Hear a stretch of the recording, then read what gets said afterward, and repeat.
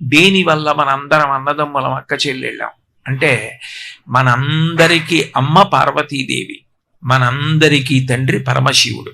మీరు పరమశివుడు పార్వతీదేవనండి, లక్ష్మీనారాయణులనండి, పేర్లలో తేడాయే తప్ప తత్వతః సనాతన ధర్మమునందు ఒకే దైవము ఈ రూపాలుగా ప్రకాశిస్తోంది. ఏకస్త్వమేవ బహుధా భవభాసిలోకే నిశ్శంకధీర్ వృషభకేతన మల్లినాథ శ్రీభ్రామరి ప్రియ సుఖాశ్రయ లోకనాథ శ్రీమల్లికార్జున విభో తవ సుప్రభాతం అంటారు.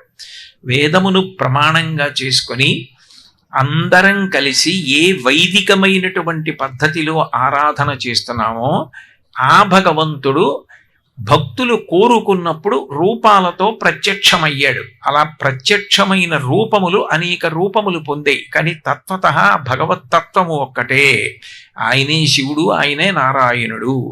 అప్పుడు ఆ పార్వతీ పరమేశ్వరులు మనకి తల్లిదండ్రులైతే, ఆ లక్ష్మీనారాయణులు మనకి తల్లిదండ్రులైతే మనందరం ఎవరం అవుతాం?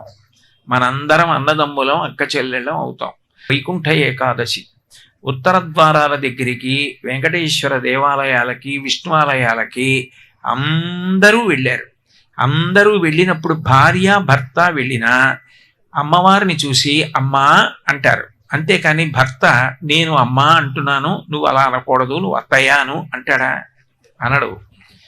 భార్య వెళ్ళినా, భర్త వెళ్ళినా, అన్నదమ్ములు వెళ్ళినా, అక్క చెల్లెళ్ళు వెళ్ళినా, తోడికోడళ్ళు వెళ్ళినా, తోడళ్ళు వెళ్ళినా అందరూ పిలిచేది భగవంతుణ్ణి అమ్మా అయ్యా అని పిలుస్తారు. అసలు దూర్జటైతే ఇంకో అడుగు ముందుకేశాడు. అమ్మా అయ్యయటంచు ఎవరిని నేనన్నన్ శివా నిన్నేను సుయి నీమది తల్లిదండ్రులటంచు చూడగా బోకు నాకిమ్మై తల్లియు తండ్రియున్ గురుడు నీవే కాక సంసారపుంచిమ్మంచీకటి కప్పకుండా కనుమా శ్రీకాళహస్తీశ్వర అంటాడు. లౌకికంగా నేను నాకు జన్మనిచ్చిన వారిని అమ్మా అంటాను, నాన్నగారు అంటాను. నేను గౌరవంగా సమాజంలో ఎవరినైనా పిలిచినప్పుడు అమ్మాయి రండి అంటాను.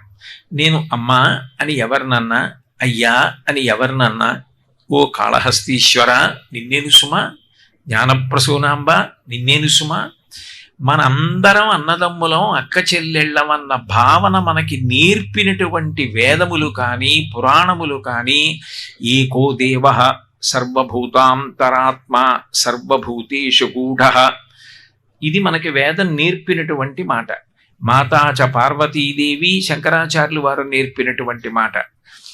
ఇవి యథార్థములు అని మనం అంగీకరించి సనాతన ధర్మంలో ఉన్నాం.